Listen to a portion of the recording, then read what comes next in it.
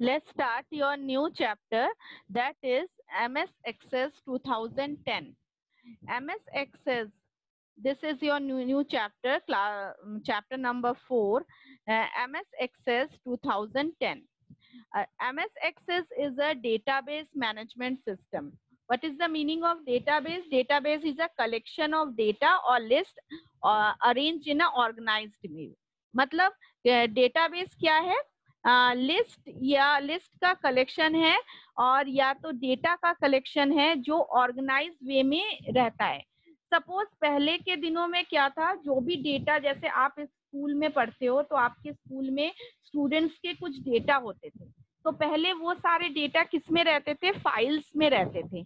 एक के बाद जैसे फर्दर एक एक क्लास हम आगे बढ़ते थे, उसी तरह हर एक सारे क्लास की एक एक फाइल बनती जाती थी.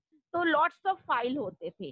हाँ, और तो उसको मैनुअली बनाना पड़ता था, मतलब इंसान ही बनाते थे.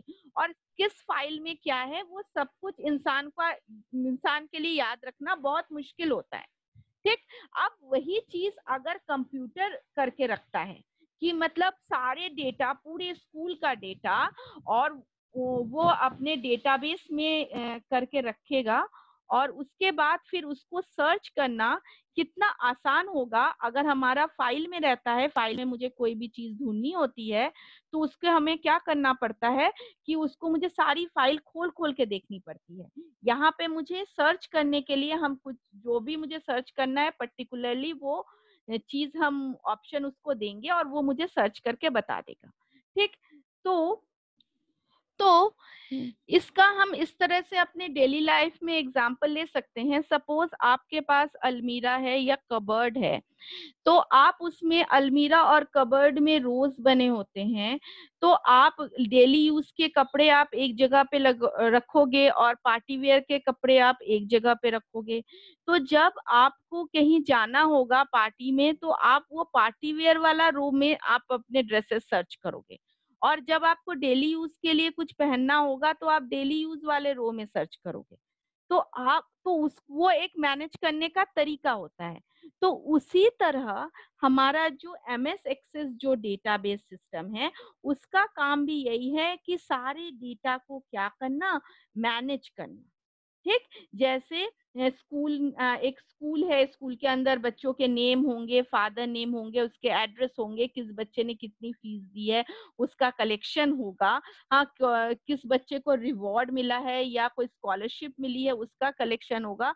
ये सब कुछ हमारा डेटाबेस मैनेजमेंट सिस्टम मैनेज करता है. तो एमएस वर्ड एक डीबीएमएस मतलब डेटाबेस मैनेजमेंट सिस्टम है.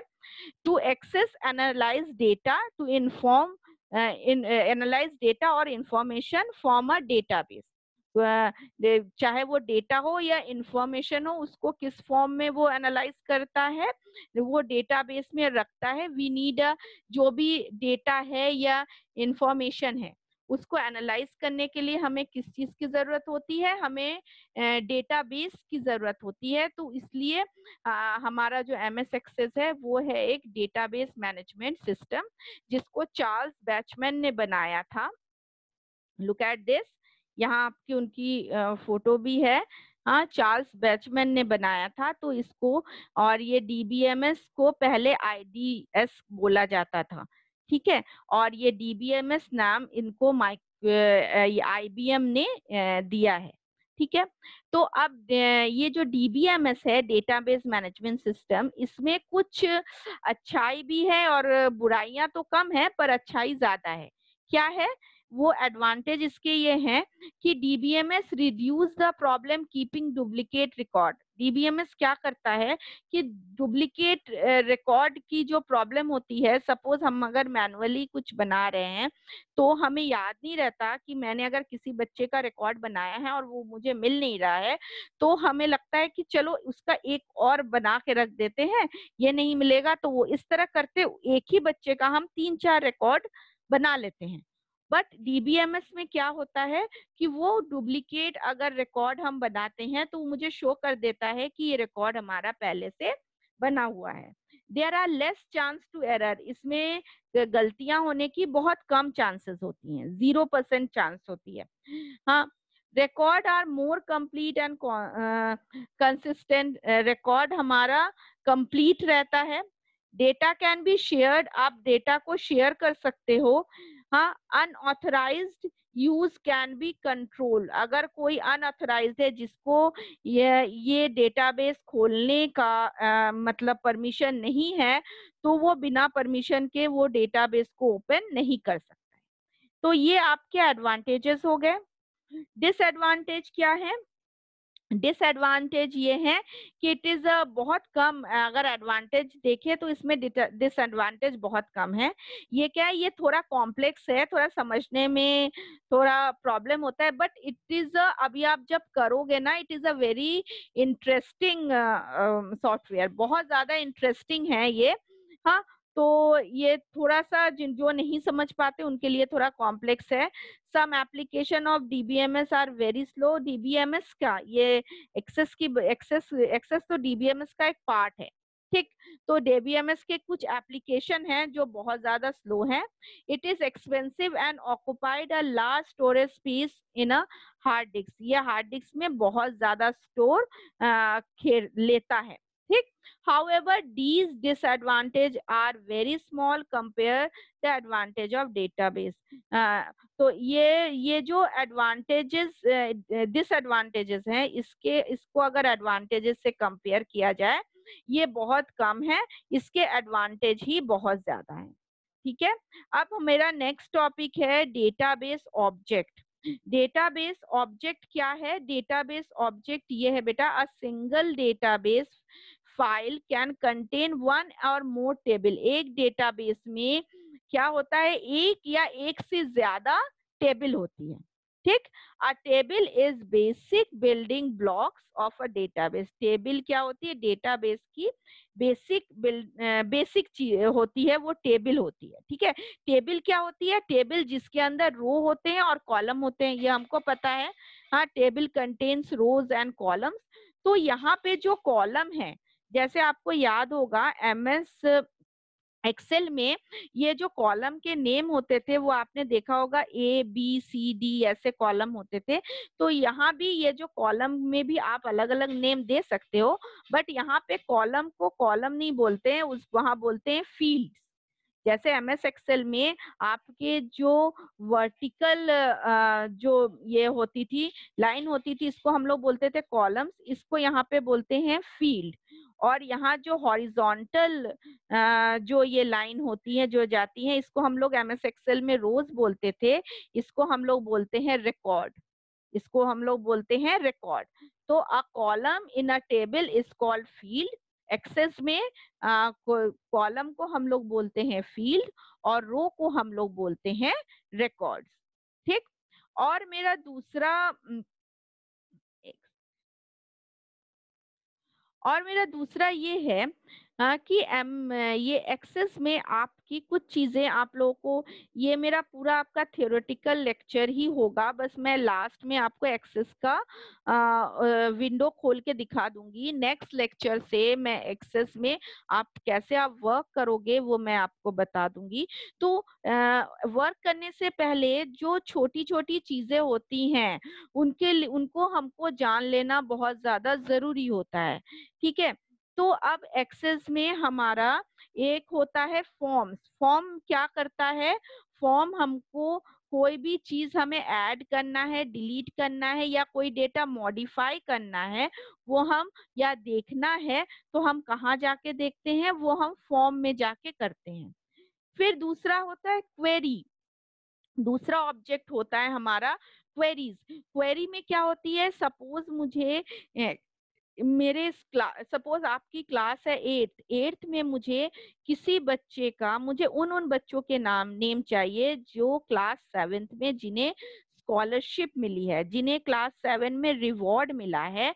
तो वो मैं जाके क्वेरी में लिख दूंगी, अगर उस तरह की टेबल बनी होगी, name of the scholarship, show only scholarship name of the student.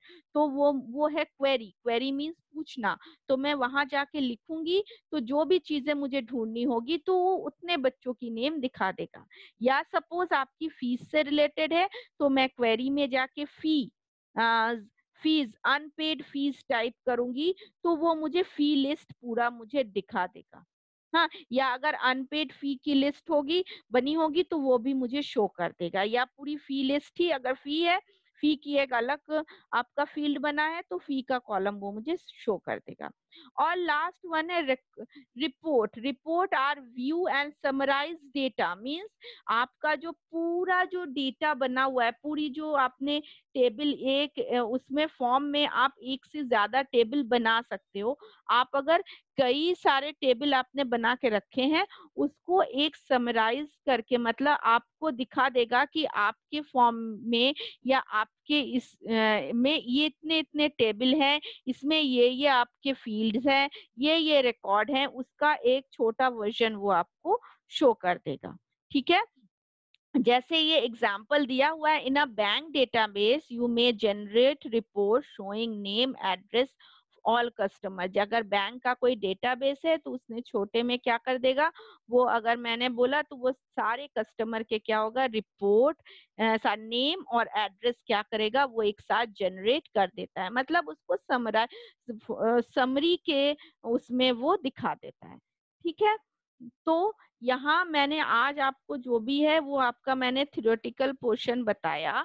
हाँ, अब मैं नेक्स्ट आपको एमएस एक्सेस आपके बुक में 2010 है, मेरी सिस्टम में 2013 है, नथिंग इज डिफरेंट, बट मैं इसको आपको उसमें नेक्स्ट वीडियो में मैं उसको शो करूंगी कैसे आपका एक्सेस कैसे स्टार्ट होगा। नॉर्मल है, माइक्रोसॉफ्ट का ही है, तो आप जहाँ पे माइक्रोसॉफ्ट ऑफिस में जाके आप एमएस एक्सेस पे क्लिक करेंगे, स्टार्ट हो जाएगा।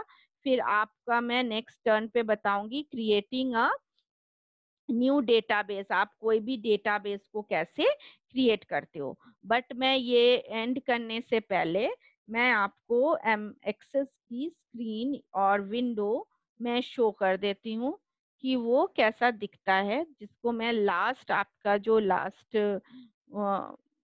वो होगा तो लास्ट नेक्स्ट लेक्चर होगा तो उसमें मैं आपको इसके बारे में बताऊंगी। This is your access MS access window, ये एमएस एक्सेस का विंडो है। तो इसको में आप डेटा कैसे एंटर करेंगे, फील्ड्स के नेम कैसे अलग अलग देंगे, कैसे क्वेरी पे काम करेंगे। हाँ, डेटा इंटरव्यूज कितने टाइप्स के होते हैं, there are two types of view, data sheet view and design view.